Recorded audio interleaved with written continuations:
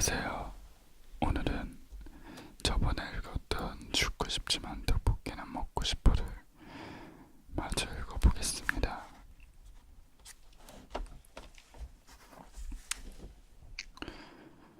고슴도치 딜레마. 극과 극은 오히려 통한다고 하죠. 굉장히 자존심이 세 보이는 사람이 오히려 자존감이 낮아요. 자신이 없으니 다른 사람이 나를 우러러보게끔 하려고 하죠. 서로의 친밀함을 원하면서도 동시에 적당한 거리를 두고 싶어하는 욕구가 공존하는 모순적인 심리 상태를 고슴도치 딜레마라고 합니다. 나는 늘 혼자이고 싶으면서 혼자이기 싫었다. 의존성이 강하기 때문이라고 한다. 누군가에게 의존할 때 안정감을 느끼지만 불만이 쌓이면 벗어나며 자율성을 획득하지만 불안감과 공허감이 쌓이는 상태. 매번 상대에게 지독하게 의지하면서도 상대를 함부로 대했다. 내게 많은 것을 주는 이들일수록 지겨워하고 지루했다. 그리고 이런 나를 또 싫어했다. 하지만 내가 맞는다고 해주는 사람하고만 있으면 어리광쟁이가 된다. 그 안전한 울타리 안에서 점점 더 겁쟁이가 된다는 거야 한다. 그래서 회사를 그만두지 못하는지도 모른다. 내가 지금까지 살아온 방식이 이러하다. 그렇게 사는 게 좋고 나쁘고의 문제가 아니라 어떤 게 내 삶을 건강하게 해주느냐의 문제다. 머리로는 정답을 알고 있는데 행동은 늘 어렵다. 난 스스로에게 필요 이상으로 가혹하고 그래서 위로가 필요하고 내 편이 필요하다. 저 혹시 허언증인가요? 나는 종종 거짓말을 했다. 일일이 기억하기는 힘들지만 생각나는 대로 써보자면 회사에서 인턴 업무를 할 때였다.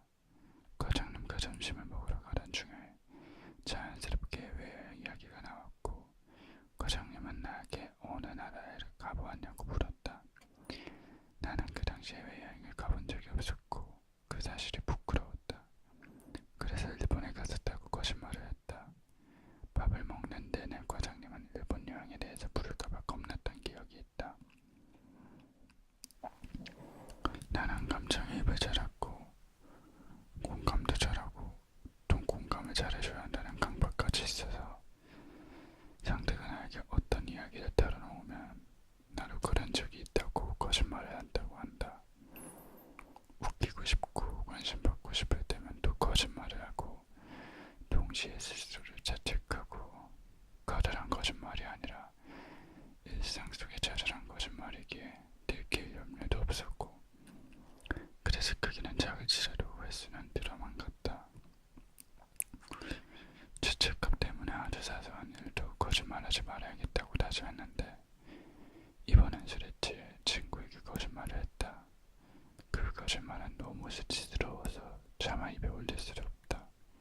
이번 일로 모든 노력이 수포가 되었다. 잘 지내셨어요? 아니요, 좋지 않았어요.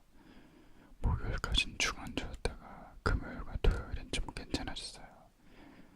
이 이야기를 전부 하는 게 치료에 도움이 될까요? 불편하지 않다면요, 나중에 해도 되고요. 이상화된 기준을 낮추는 게 가능할까요? 자신감이 생긴다면 낮출 수 있겠죠. 완벽함에 대한 탐구, 이상을 쫓는 마음 자체가 안 생길 수도 있어요. 자신감이 생길 수 있어요. 아마도요. 저 관심 종자 같아요. 인정 욕구도 강하고 그래서 허언증이 있나봐요. 일단 이야기를 할 때 웃기고 싶은 마음에 조금 과장하거나 확대해서 말하고 상대방 이야기에 공감하고 싶을 때 나도 그런 일 겪은 적 있어 하면서 거짓말할 때가 있어요. 그 후에 너무 괴롭고요. 그래서 이제 작은 거로도 거짓말하지 않으려고 해요. 그게 저도 편했고요. 그런데 토요일에 진료받고 나서 친구랑 술을 마시고 취했는데 기억은 다 나거든요. 그런데 거짓말을 했어요. 그 내용도 공감을 위해서였나요? 마음이었던 것 같아요. 공감을 얻을 이야기는 아니었어요. 취하지 않았다면 안 했을 이야기인가요? 절대 안 했을 이야기예요. 그럼 취해서 한 거잖아요. 그렇게 넘기세요. 그렇게 넘겨도 돼요. 정신병자 아니에요. 아니에요. 거짓말은 인지 기능이 떨어질 때 많이 할 수 있어요. 술 취했을 때도 마찬가지인데 기억력이나 판단력이 떨어지잖아요. 그 공백을 메꾸기 위해 무의식적으로 거짓말을 할 수도 있죠. 하물며 취한 사람도 자기는 안 취했다고 하잖아요. 이야기의 연결성 없이 나오는 대로 말할 수 있어요. 저 괜찮아요. 괜찮아요. 취했을 땐 자신을 억제하는 이성의 끈을 놓게 되죠. 전문 용어로는 탈억제라고 해요. 술이나 마약류를 접했을 때 탈억제가 일어나죠. 그래서 충동적인 행동이 많이 나타나고 자신이 더 무시했던 행동들을 하게 돼요. 그러니 그냥 하루 정도만 자책하면 돼요. 아, 다음부터는 이렇게 안 마셔야지 정도만 해도 충분해요. 괴로워하는 시간이 좀 짧아지긴 했어요. 내 탓하지 말고 술 탓 좀 해요. 말씀하셨잖아요. 술 마시지 않았다면 하지 않았을 거고 술 취해서 한 거라고. 이거 원증 아니에요. 아니에요. 그냥 술 취한 거예요. 선생님, 저는 만취했는데도 헛소리 하나 안 하는 애들이 너무 부러워요. 그런 사람이 있을까요? 자는 사람은 있겠죠. 실수가 나와야 하는데 수면 중추가 먼저 취해서 잠이 든 거지. 대부분은 하죠. 안 그러는 사람들은 술이 센 거예요. 저번 주에 제가 정의로워지고 싶어하는 이유는 착해서라고 얘기하셨잖아요.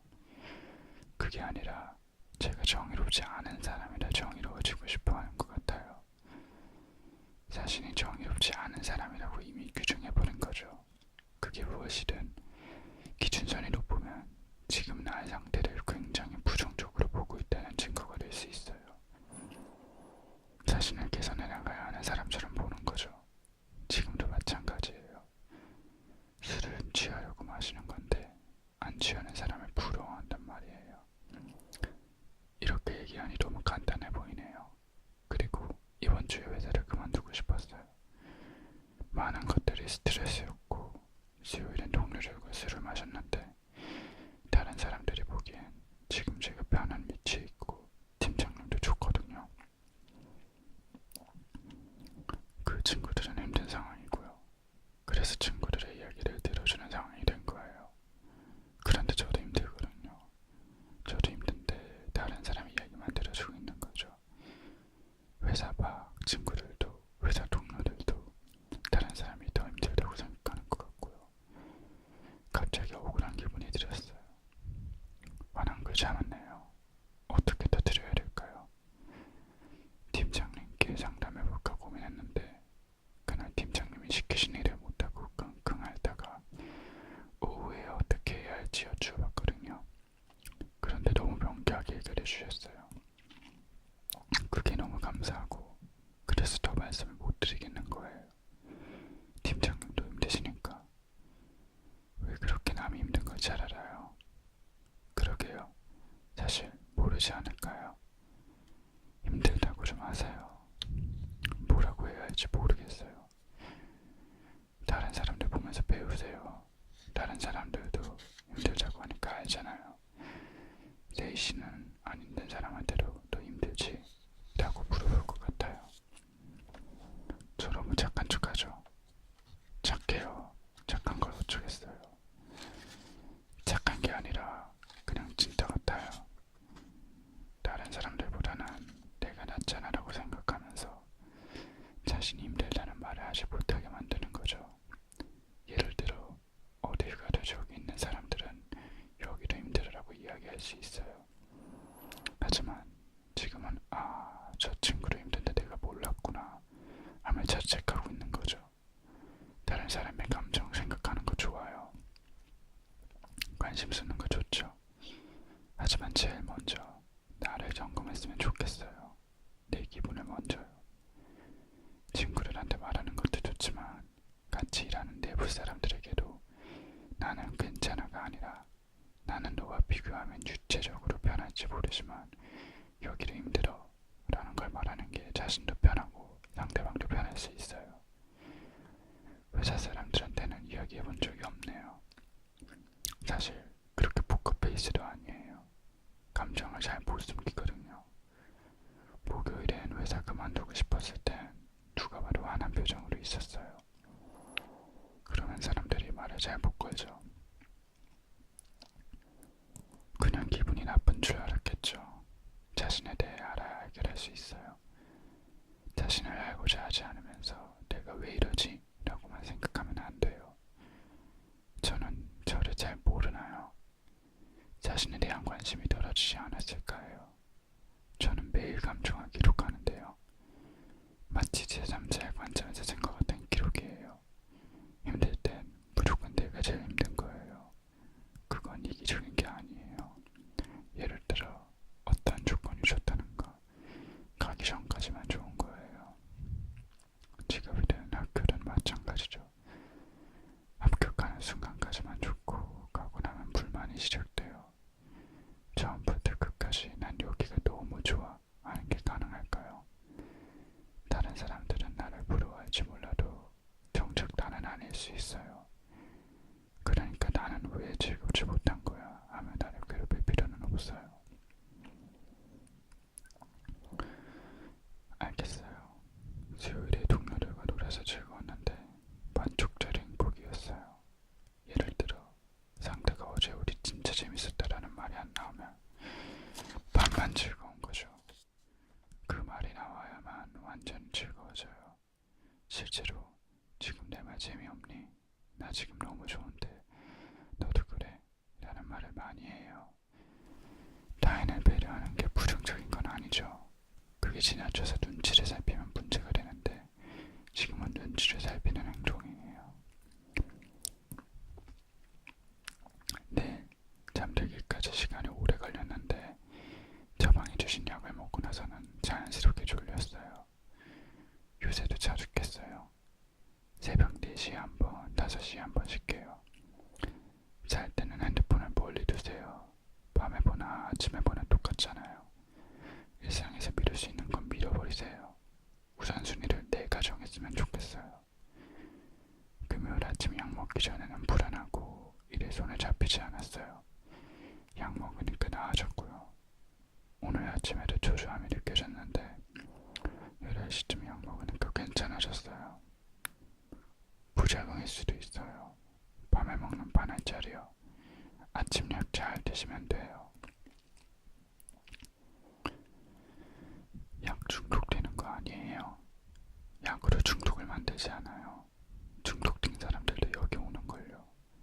아침에 약 먹으면 편안해요. 편안함을 누리세요. 편안한데도 이 약이 내 몸에 안 좋지 않을까 하는 걱정 때문에 더 부담될 수 있어요. 예를 들어 누군가 나한테 선물을 주면 나도 언젠가는 갚아야 해라고 생각하지 말고 기뻐하고 현재를 즐기세요. 지금은 고마워하면서도 동시에 부담을 가지고 있는 것처럼 보여요. 지금도 괜찮아요. 술 마시면 그럴 수 있고 약 먹다 보면 부작용 생길 수도 있고 부작용이 생기면 병원 요구를 하면 돼요. 주말엔 뭐 하시나요? 영화 모임 가요? 재밌나요? 재밌으면서도 부담돼요. 원래 독서 동아리 같은 거 안 하거든요. 문창가 나왔고 출판사 다닌다고 하면 사람들이 기대하니까요. 영화 모임에서도 출판사 다닌다고 하니까 사람들이 오 이런 반응이어서 부담스러웠어요. 영화 동아리는 왜 했어요? 저는 집순이라서 만나는 사람도 안정적이고 친구들 모임 말고는 애인이랑만 노니까 이렇게 20대를 다 알려보낼 것 같아서요. 활동을 좀 늘려보려고. 네, 그건 좋네요. 그럼 거기서 기대를 다 충족시켜주나요? 아니요. 그렇다고 버림받지는 않았잖아요. 대단하다고 하는 경우도 실망하는 경우도 있을 거예요. 처음에 말씀하신 내가 걸 왜 했을까에 더 초점을 맞췄으면 좋겠어요. 이번 영화는 제 취향이 아니에요. 할 말이 없거든요. 아무 말 안 해도 돼요. 그럼요. 그냥 재미없던데요. 제 취향이 아니에요. 라고 얘기하면 되죠. 창피해요. 그냥 각자의 평가잖아요. 정답이 있는 문제도 아니고요. 물론 다른 사람들의 기대감도 있겠지만 나도 모르게 나는 문창고다 나왔고 출판사에 다니니까 남들과는 다른 대단한 것을 보여줘야 해. 나는 무언의 압박감이 있을 수도 있어요. 그런데 그냥 이게 난데보 라고 받아들이는 순간 훨씬 더 자유로워질 수도 있어요. 지금 좀 자유로워졌어요. 영화를 보면 꼭 의미를 찾아내야 할까요? 내가 좋았던 부분을 아무도 좋아하지 않을 수도 있고 나는 재밌었는데 다이는 좋아했을 수도 있잖아요. 모든 것을 너무 지적으로 생각하지 않았으면 좋겠어요. 감정에 중점을 두는 거죠. 아무런 뭐 어때? 라는 생각이 중요해요. 그렇게 해봐야겠어요. 오히려 모임이 끝난 후에 뭐하고 놀까? 뒤풀이하면 뭘 먹을까? 누구랑 얘기할까?